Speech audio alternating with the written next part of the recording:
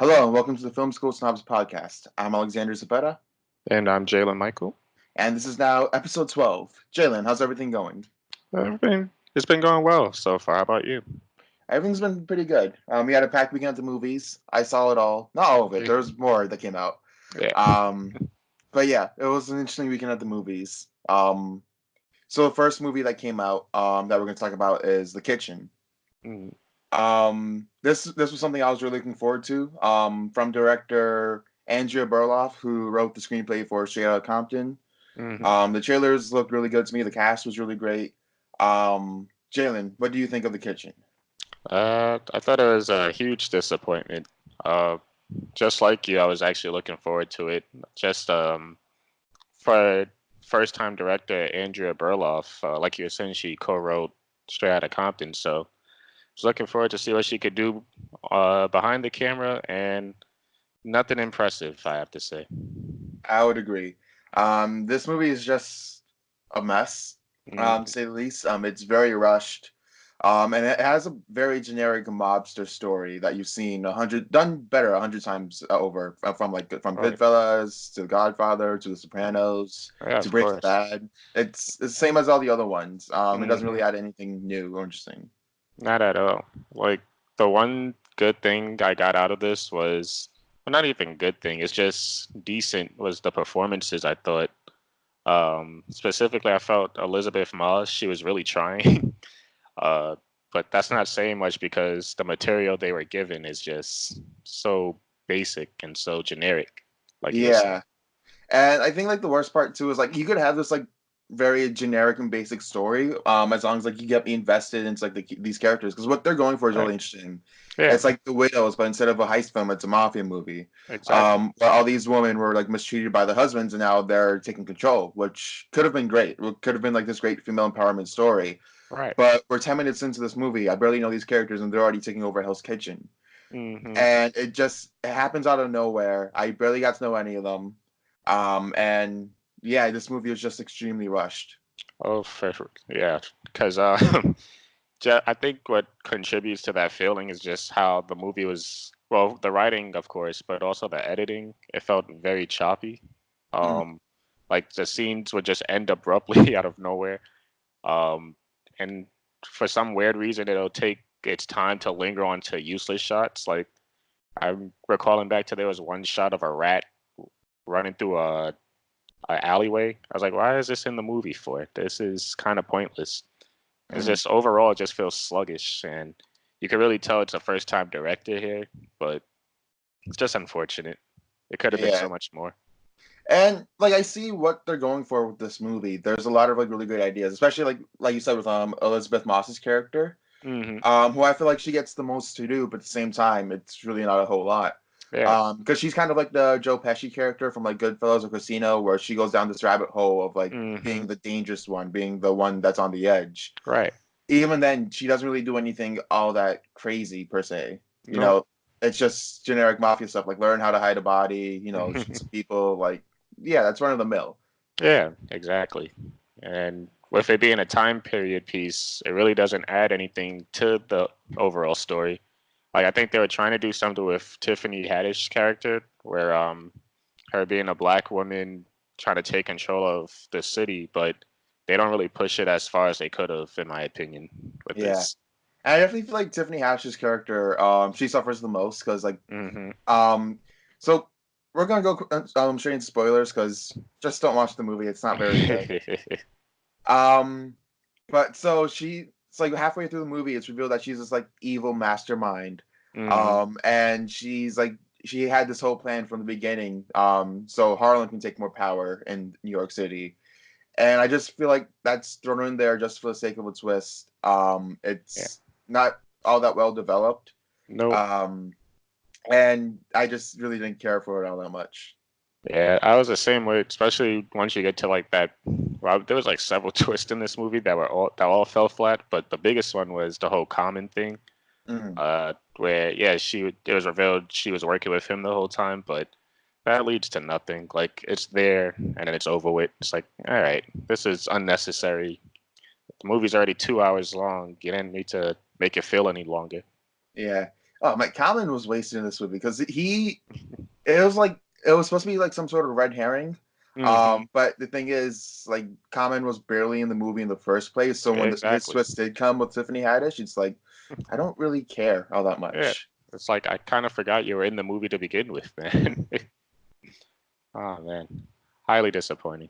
Yeah, and like I said, screenwriter from Straight Compton this is the first directorial debut. You had a really good cast, Melissa McCarthy, who I'm not a big fan of her comedies, but as a dramatic actor, she's really Oh great. yeah. Same thing with Tiffany Haddish. I'm not a big fan of her comedies, but like she proved like she can be like a really great actress in this one. Yeah, And I think so. Elizabeth Moss, everybody knows her from like Handmaid's Tale and Mad Men. Hmm. She already has like an established career behind her. Right. So it's a shame this movie was as disappointing as it was. Yeah, and it's even more disappointing because it's based off of a DC comic, right? Yeah, DC Vertigo comic. Right. So I'm assuming like Warner Brothers was hoping for some type of franchise with this, but Mhm. yeah, especially the way it ends, it's like, oh boy, wow. That ending is incredibly underwhelming. Like, wow, that was the worst place they could have ended it. It's just terrible, and Because it's like, the issue with the way it ends, like it's all built off this tension that feels very lazy and not hmm done very well. It's like pretending to build tension, and then it comes to this ending, and it's like, well, I don't care. I don't exactly. know why you expect me to care. Exactly. It's like throughout the film, they keep trying to show like this split between the main group of women, specifically between Melissa McCarthy and Tiffany Haddish, but it's done in just like such the laziest way where every time Melissa McCarthy would approach her, it's like, oh, I got somewhere to be. Oh, I got a meeting. It's like, all right, we could have done some more character development here, but whatever. I'm already over this movie 20 minutes into it, so Yeah, it is what it is. yeah. So that's gonna go down as like one of this year's biggest disappointments. Oh, for sure. So let's real quick. Let's talk about what else came out this weekend. I got to see Scary Stories to Tell in the Dark and Dora. Jalen did not. Mm-hmm. Um, so let me talk real quick about Scary Stories, and then I'll go into Dora and like my experience with that. So Scary Stories was good. It was a very generic horror film. Mhm. There's nothing about the characters or the story like really stands out. But I will say, like, when it comes like, adapting these stories, like, showing these creatures, the effects they use, a lot of practical effects, which I thought was great. Right. And then some CGI too. But it was all really well done, really creepy. The cinematography was really good. It was like the horror scenes were really well directed. I just wish the story was more up to par. I still give this movie a pass just because like the horror is so well done. Like if you're bored and you need something to watch, and you don't want to watch The Kitchen because of our appalling review, and you're too old to watch Dora, Scary Stories you can watch. It's okay. It's fine. It's fun. Yeah, that's Um, only like big complaint I really have is that it takes place in the late '60s during like the Vietnam War and like when President Nixon is getting elected, and I felt like that was kind of unnecessary. I felt uh like a period piece just for the sake of being a period piece. It didn't really add much to the overall story at hand. okay.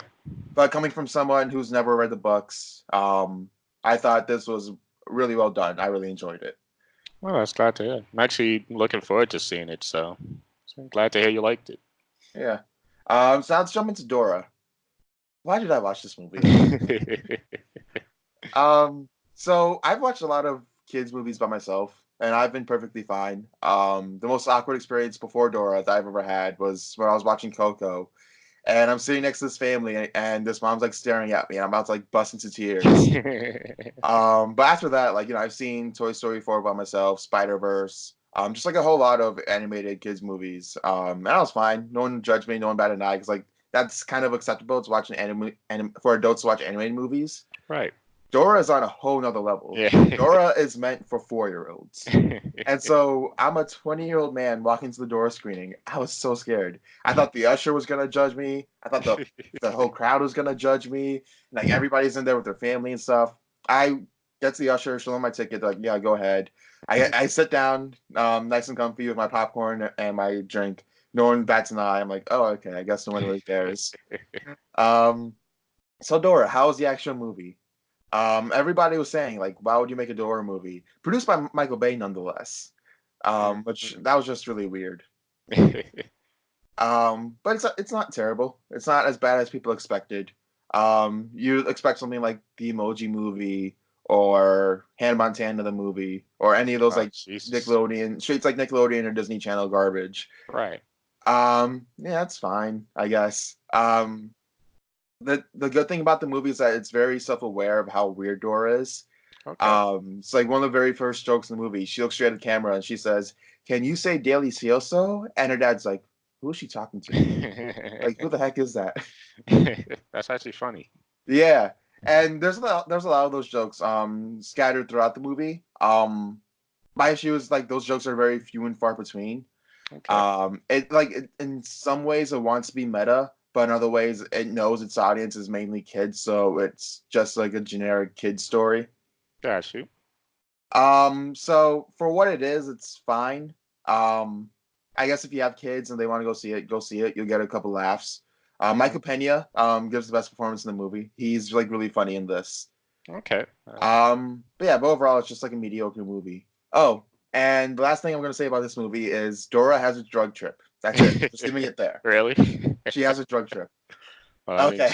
she is in high school, so to be expected. That's So intense. yeah, so she goes into this like field of like giant flowers. She gets drugged, and then it's animated Dora. Oh, really? Yeah, but there's once again here comes my issue with the movie. So it's animated for like all of like 2 minutes. Hmm. Um, and then it's over and done with. It's like you could have taken that sequence and gotten like some really good laughs out of there. Yeah. But instead it's just 2 minutes of animated Dora just because, and yeah. Ah. That's- Also, if you're gonna have Danny Trejo voice Boots and Benicio Oh, del yeah. Toro voice Swiper, you'd think you want them more prevalent in the movie, but Right. they are barely in this movie, and it's really Ah. disappointing. They talk? They do talk, yes. Okay. So you have like a Benicio del Toro giving like this really silly Swiper performance when he is in the movie, Mm, which I really enjoyed. I just wish he was more prominent in it. right. And then Danny Trejo comes in once to voice Boots, and then it's like it's this big joke. But it's just like I don't know if you're gonna have Danny Trejo voice a monkey, like have him voice the monkey throughout the entire movie. Yeah, because I was gonna ask, because the trailers that I've seen, it showed Boots and Swiper, but I didn't see like them talk at all in those trailers. Yeah, it's really weird because like there's this like whole joke about how Doro's talking to this monkey, but like monkeys don't talk, and yet they have Swiper come in and he's wearing a mask and he's talking, and one of the characters is like, why does he need to wear a mask if he's a fox? All foxes are the same. So, if you can get away with Swiper talking, why not just have Boots talk throughout the entire thing? Right. But whatever. That's awkward. Yeah, Especially if they it's get Benicio del Toro. Like that's a huge waste, it sounds like. oh yeah. So can you say mediocre? Because that's how I describe the Dora movie. Mediocre. Mediocre. How do you say that in Espanol? That's a good question. I'm Hispanic. I should know this. Pulling up Google Translate right now. Mediocre in Spanish. Ah. It's mediocre. Oh, really? Yeah. Well, Yeah. I learned Spanish today. I taught Jalen Spanish. Good job. Good job, me. Um, so from there, let's move on. Very um average weekend, I'd say. Nothing special. So from there, let's move on to some big news that came out that we want to talk about. So with a lot of the recent mass shootings happening in this country, which is an appalling level. It's crazy how often this happens. Hmm. Media has taken a big hit. You might have heard that Walmart has like removed advertising for violent video games, and yet they still sell guns because Ridiculous. logic. Yeah. But the big one we want to talk about is The Hunt being pulled from theaters. Yeah. Now, The Hunt was originally supposed to be released in October, and it's basically The Purge meets The Hunger Games. A bunch of strangers wake up in this location, and then they find out the 1% are trying to hunt them down for sport. Right. Um, so this is kind of annoying. How people relate real world violence to media violence. For sure. Jalen, what are your thoughts on this? Yeah, I mean, just with that whole idea that the media is to blame for why these horrible acts keep happening. It's been proven time and time again that no, it's not true. Video games are not the cause of violence, and then also if that movies are also not the cause of it. I don't watch Scarface and think, yeah, I think it's time for me to go shoot up a place. It's no, it's unrealistic. And so with this movie, The Hunt, now causing so much controversy, well, I think the first thing was that they pushed back their marketing for it. They said they were going to delay it because of these shootings. Mhm. Um, which I think that's fair because Universal they did that with what was the movie that came out earlier this year? Happy Death Day 2.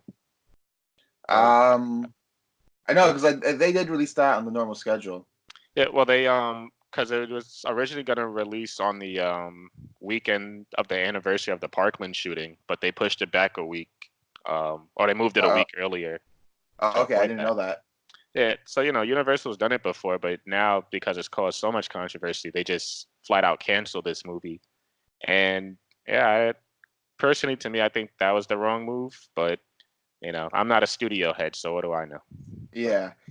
I don't know. Just I could understand it if it was like if the movie was coming out next week and the shooting just happened. Hmm. It would make sense like push it back or I won't say cancel it, but like definitely push it back. Yeah, But this is like way down the line in October. And it's now August. It's not coming out for like another 2 months.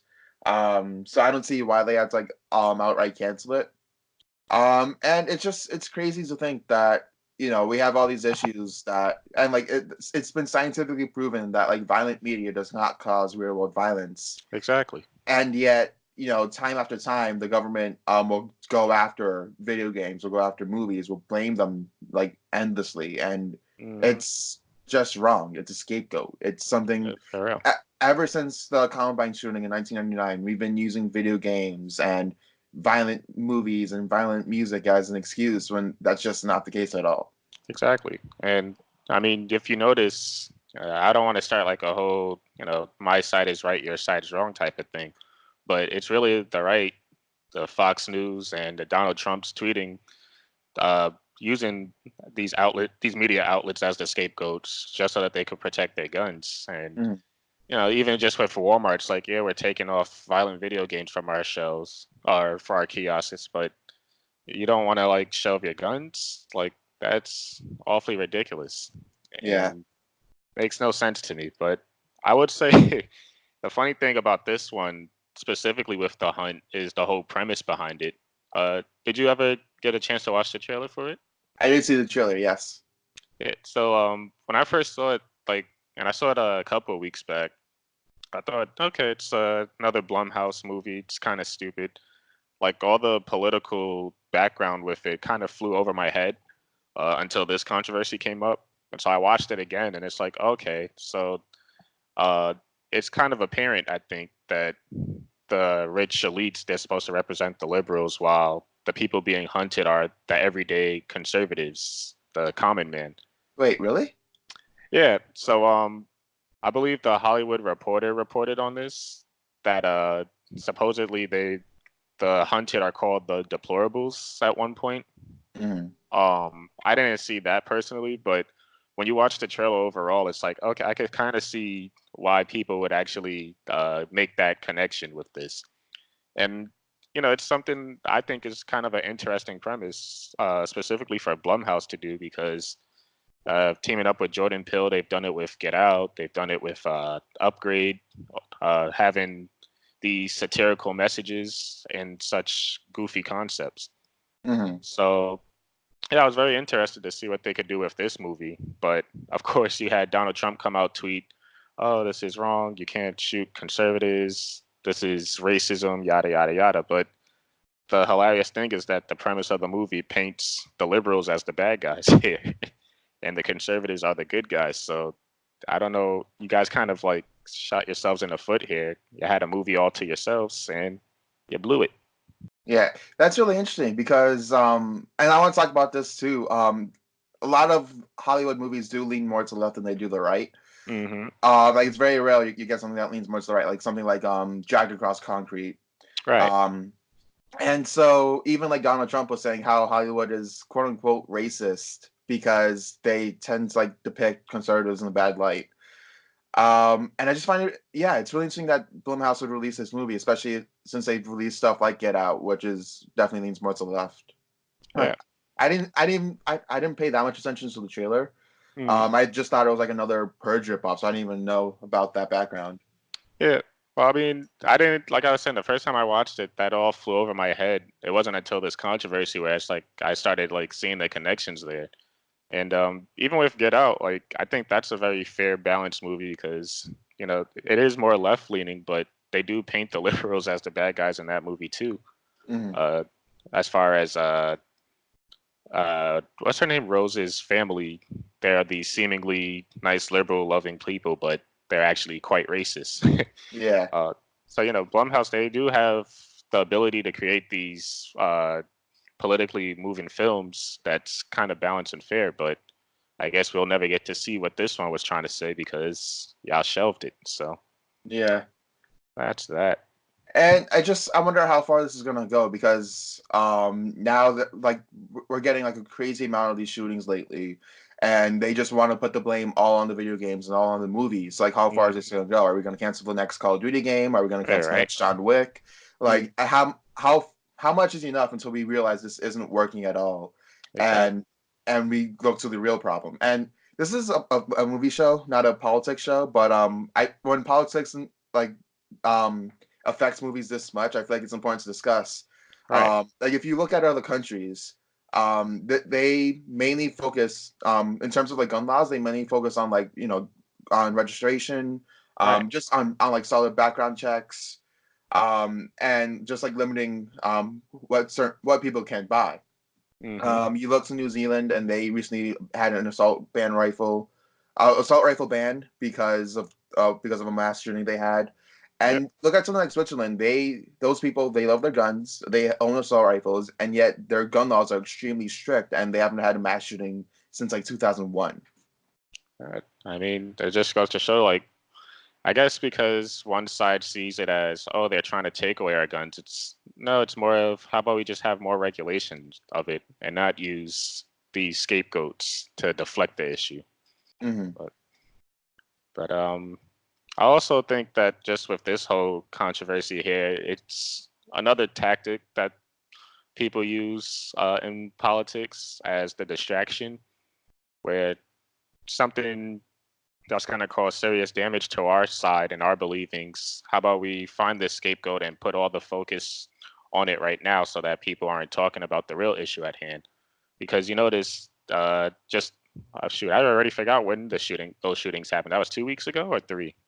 I believe like 2 weeks. Yeah. Yeah, 2 weeks. Yeah, the whole conversations was all right. Let's get uh, gun controls. Let's get gun regulation. Let's get these laws in order. And all of a sudden, you see all these distractions, or you have President Trump tweeting, "Oh no, this is the issue. Now this is the issue here, and now we're not talking about regulation anymore." And Hmm. it sucks because, especially for this movie, I was very looking forward to seeing it based on that trailer. But I guess just our country, man. Yeah. What can I say? Yeah, that's America.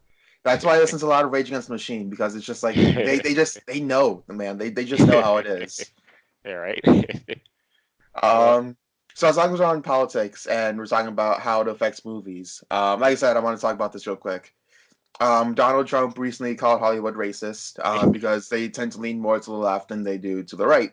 mm, Is Hollywood very liberal? Yes. Do I agree with it? Yeah, kind of. But I want to talk about this whole Hollywood is racist thing. Um, so just if you say a blanket statement, Hollywood is racist, would I agree with you? I'd say 70%. I'd agree with like 70% of that statement. Hollywood has done things, especially in the past, mhm, where they just make caricatures of like certain people of certain races or certain genders, um, and it's wrong. And like the Hollywood has moved on since then, and we've gotten to a point now where we do have more stories of people of color. right. Usually had like Black Panther, Spider Verse, Us, Get Out, so many movies and stuff. We had a Dora movie, for God's sake. Like, yeah, Representation, man. yeah, it matters. Um, so and he says that like they're constantly putting down like white people and conservatives, which I would disagree with. They're not putting them down per se. They're putting down the type of white people and conservatives that tend to be very racist. Like Right. even they look at you. We mentioned Get Out. That's a movie that takes a look at white liberals and how they can make things very uncomfortable by constantly like bringing up race or saying, Hmm. "Oh, look at me, I love people of color. Yeah, Look how liberal I am." exactly. That Um, just shows they're secretly racist yeah. by being trying not to be racist. So, Jalen, what are your thoughts on President Trump's words? Well, I guess like many Americans, his words to me never holds any weight at this point. He just tweets. I actually do follow him, so I did get the notification when he tweeted that whole rant. But yeah, is Hollywood racist? Of course it is, no duh. But you're trying to spin it as if it's racist against the majority of the country, the white conservatives here. It's not. Certain films might have certain messages that you disagree with, but that's art in general. You're supposed to have various perspectives on it.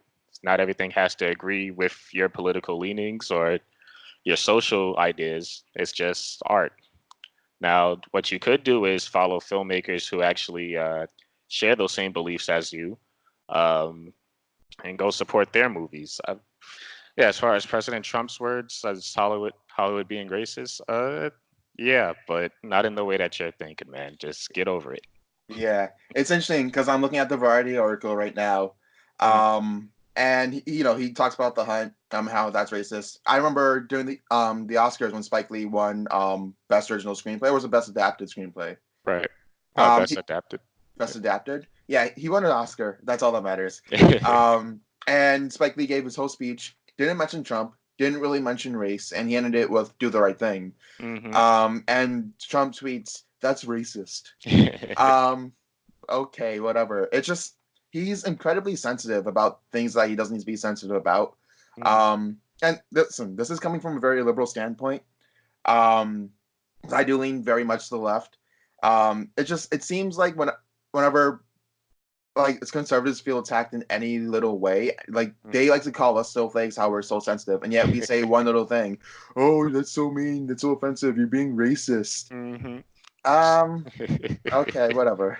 And we're the snowflakes. Yeah, I mean, just with both sides, it's hypocrisy everywhere. But I mean, that's like the prime example there. And Yeah. yeah, it is frustrating. We're the snowflakes, but what's funny is that in this day and age, it's more offensive to be called racist than it is to actually be racist. Yeah.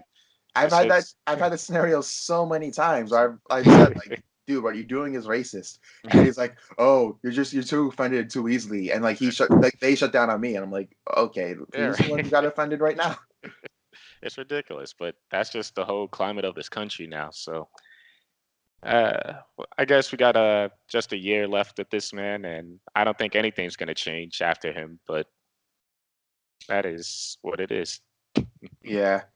Like I said, this is a film show, not a politics show. But when politics affects Hollywood this much, and especially when they make outlandish statements like this, it's something that needs to be touched on, and needs to be corrected. Yeah. So moving on from there, let's talk about what we saw this week. Nothing political.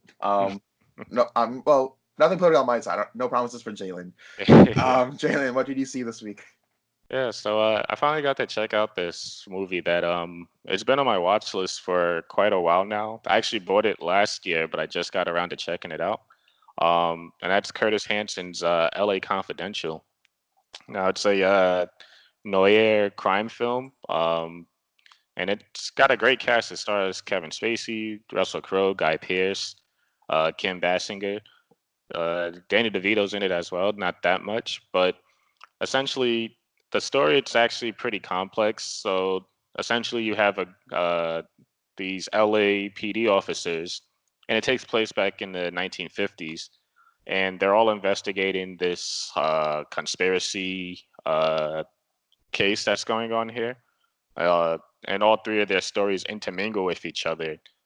uh, and what I love about it is that it's just Well, the cinematography first off, just for a crime film, I think it's amazing. You get the classical aesthetics with the lighting and the shadows, great camera work. Uh, I thought it was just amazing. Curtis Hanson, which I believe he did pass away. He also did 8 Mile, and I don't remember the other film he did, but he did pass away a few years ago. I think we did lose a great director because this really goes to show he really knows what he's doing behind the camera here. But also, it's also a great character piece here. So the main protagonist out of the whole cast, really, it's Guy Pearce. He's like the new young guy coming into the force, but he's also a stickler. He's always wants to abide by the rules and do the right thing all the time. And he really works well against Russell Crowe, who's kind of like the brute roughneck who's willing to cut corners and really just abuse his power to for the sake of quote unquote justice. Um, and it is one of those situations where it's like, well, does the ends justify the means for him? But you can see it's like police corruption, and it even happens to this day too, in the 21st century, where police corruption they'll get away with so much because their bureau has their back. And I Mm. think this movie really does like takes a pretty good look at how that can be very dangerous while also showing quite a great admiration for our police officers because they really do a great job when they're doing their job sometimes. So yeah, like I was saying, the characters, yeah, Guy Pearce, he's the stickler. Russell Crowe, he's the brute roughneck guy.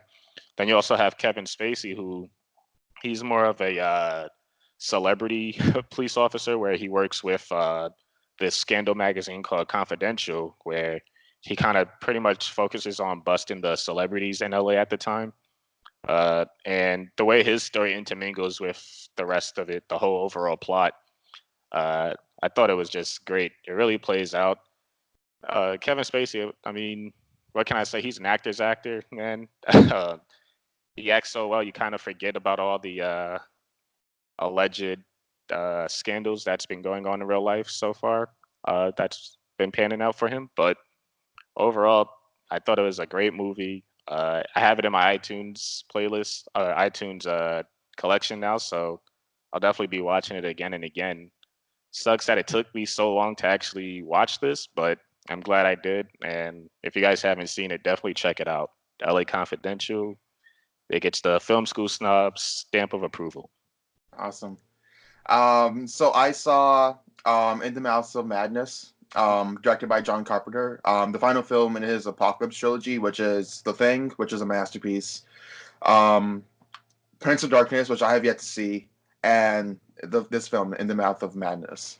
Mm, So this is loosely inspired by the H.P. Lovecraft book, In the Mountain of Madness. Very similar name, except for like one word.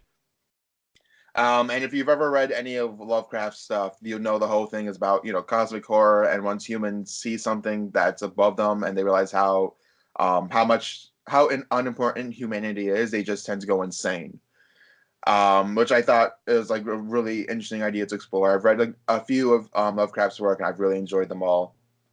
So going into this, I've heard a lot of good things, and I was not disappointed. mm, What Carpenter really captures well is like the insanity of the main character. right. Um, it's the guy from what's his name, Sam Neill. Um, he gives like a really great performance. Out of all the performances of his that I've seen, this is probably my favorite one of his. Oh, Or nice. he just completely sells this man going completely insane by what he's witnessed. The whole plot is that Sam Neill is a private detective who works for multiple insurance companies. Right. And there's this author. He's like a very big deal. He's kind of like in the movie they say he's bigger than Stephen King himself. Oh, wow. And he writes all these horror novels with like all these like grotesque creatures and like all like the tentacle monsters you would expect from a Lovecraft story. Hmm. Um, and his books drive people to the point of insanity. Like they see it as like the next Bible. They see him as like their next God. And like people just believe in what he writes. Right. So people go around like acting crazy for the bucks. Like if a store sells out, they'll riot. And they'll commit all types of murders and stuff. Hmm. Um, So he goes and tries and finds the author. He goes to this town like that's not on any maps. They just like kind of like magically teleport there. Mm. And over there he sees like some of the most insane things he's ever seen. All types of cosmic monsters that it would be hard to believe. Um, and it's really well done. The puppetry and the cinematography is really great in here. Like I said, it's a lot of like typical Lovecraftian monsters. So like, at one point you'll see Sam Neill's face; he's horrified, and then the camera points back at a monster, and Oh it's like wow. this weird thing with like crab hands, and like it's disgusting. Hmm. And I really appreciated that. But like, don't go in expecting like a monster flick because that's not what this is. What it is, it's a man who's going insane. So it's more of a psychological horror, and sense Okay. of like something like The Shining, where it's more about Ah. like delving into insanity and how that affects someone. Okay. Uh. Um, Oh, my sorry. Just quick question, because this movie does sound familiar. Did Sam Neill, did he have like a bunch of crap on his face in this movie? Did he? Yeah, he did actually in the beginning of the movie. Ah. Okay. Yeah, because I think I had it on VHS. Well, my parents did, and I would never want to watch it because I thought Mhm. he looked ugly. But Yeah. anyways, that's a side thing. So my biggest complaint with the movie is that it touches on themes of like toxic fandom and like how they kind of like deify like creators and stuff. Mm. Um, I feel like it doesn't touch on it enough. Which is like something like this, I definitely love to see a reboot of it nowadays. Like we see reboots of everything. Like I feel like Mhm. you could definitely reboot this, especially like in the whole Snyder Cut culture and Yeah. how like people react like to The Last Jedi and stuff. How really bad toxic fandom is nowadays. Right. I would love to see a reboot of this and like where they lean heavily onto that theme.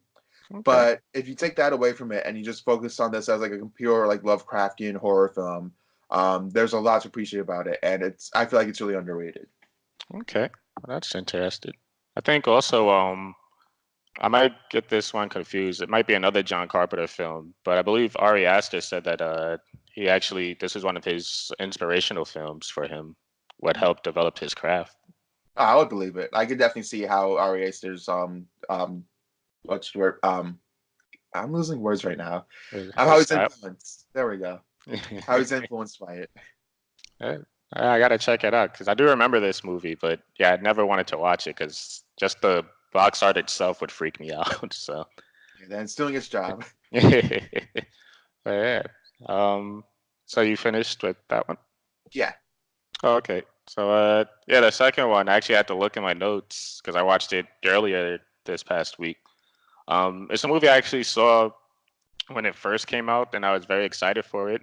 And then I saw it, and I didn't like it at all.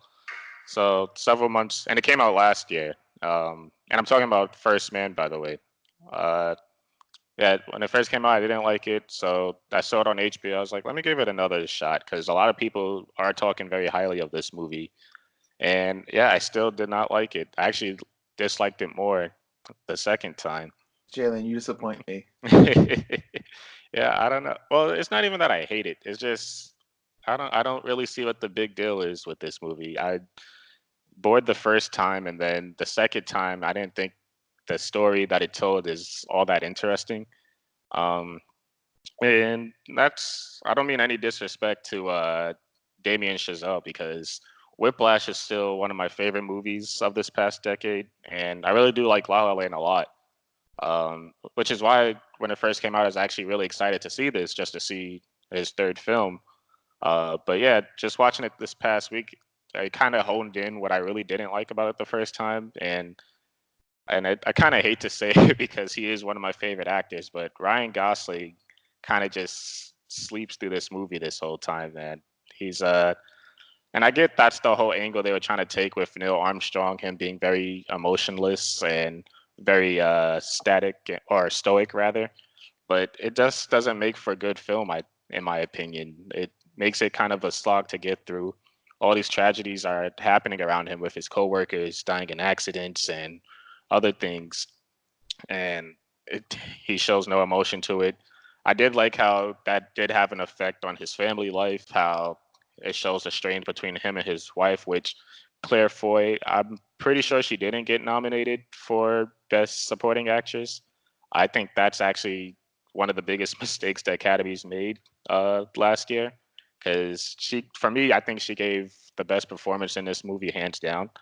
Um, but yeah, just like with Ryan Gosling, because yeah, like I said, usually I love him with The Nice Guys and La La Land, Drive. It's an amazing actor, but in this one, I was kind of just bored with his character in this.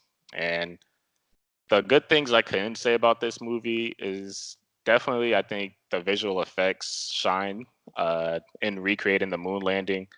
I'm no conspiracy theorist myself, but with all the psychos saying that they faked the moon landing, with this technology, I could definitely see them doing it because it definitely looked realistic. Um, and yeah, just the blast off I thought was amazing, and the sound design too. That's something I did appreciate watching it in the theaters. It's very immersive and brings you into the film, but it's just the story and the characters. It's just uninteresting to me. I did not enjoy it at all. And yeah, I sound like about to go off on this movie, but yeah, there's just like little things that they do. Like I did like how they wanted to focus on making the moon landing not as patriotic as it's usually shown in our culture, which is pretty interesting because they also do show like, oh, well, back in the '60s, you're focused on beating the Russians, but you're being hypocrites because you're not treating black people with any type of rights here. And the movie does touch on that when it sings. I forget the name of the song, which I wish I did remember. But they did have one moment of that. I thought it was cool, but it's like more stuff like this. I think would be interesting to for what Damien Chazelle was trying to do with this movie and trying to like deconstruct our just our fantasy that we build with the moon landing and Neil Armstrong.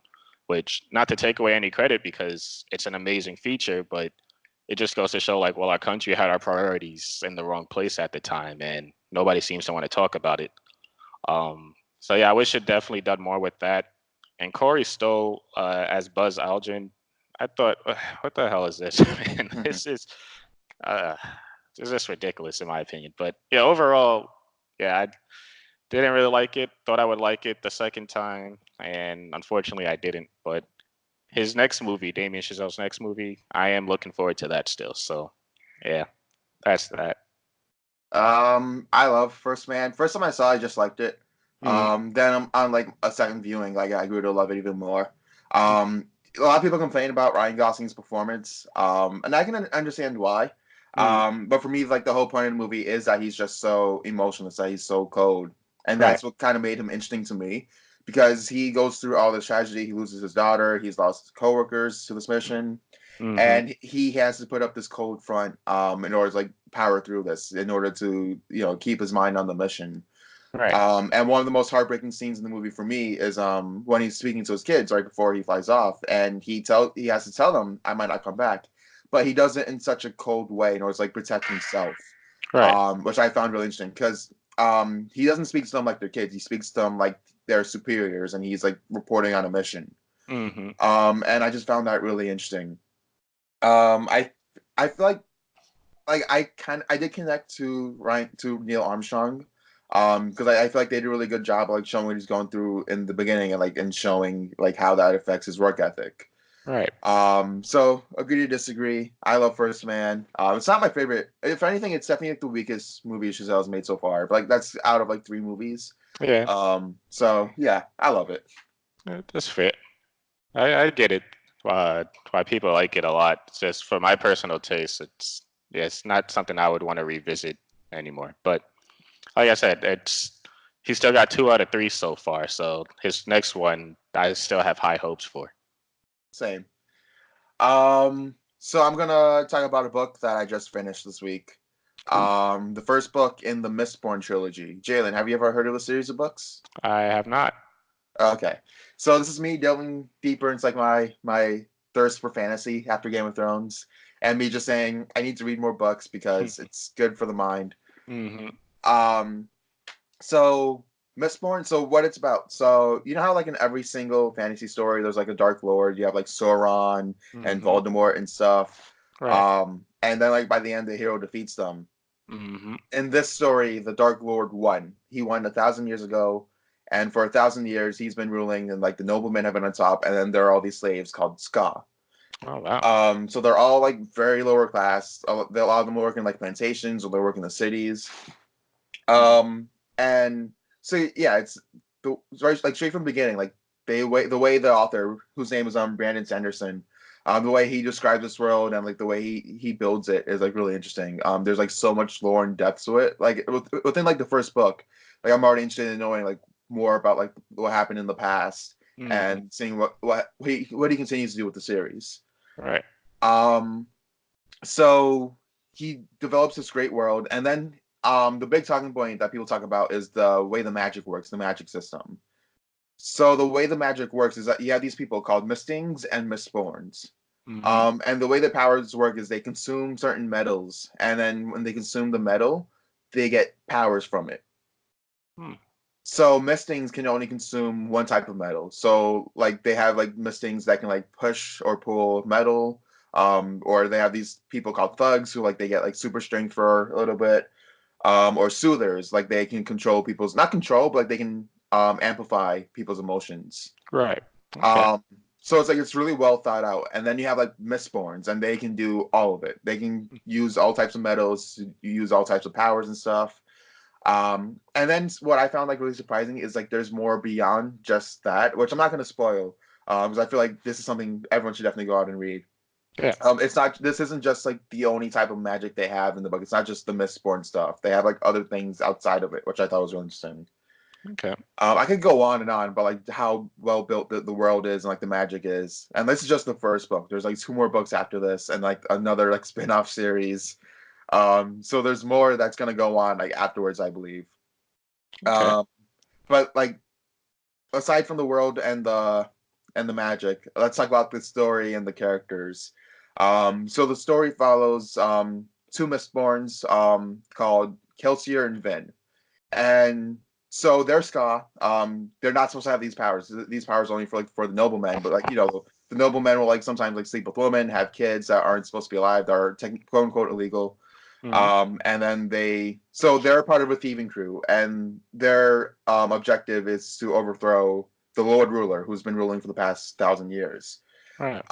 And the whole story is about so these Ska, like they've been put down for thousands of years, they have no hope at all, and so they have to like find a way of like giving hope to them, and convincing them to revolt, even though it seems impossible. And like throughout reading this book, I'm like, how are they going to get this done? This guy's like all powerful and stuff. Hmm. And the way that it ends is really interesting. Vin, she's been part of the Steven crew, and she's been taught to trust no one, because she's been taught that like, everyone will either leave you or betray you or they'll sell you.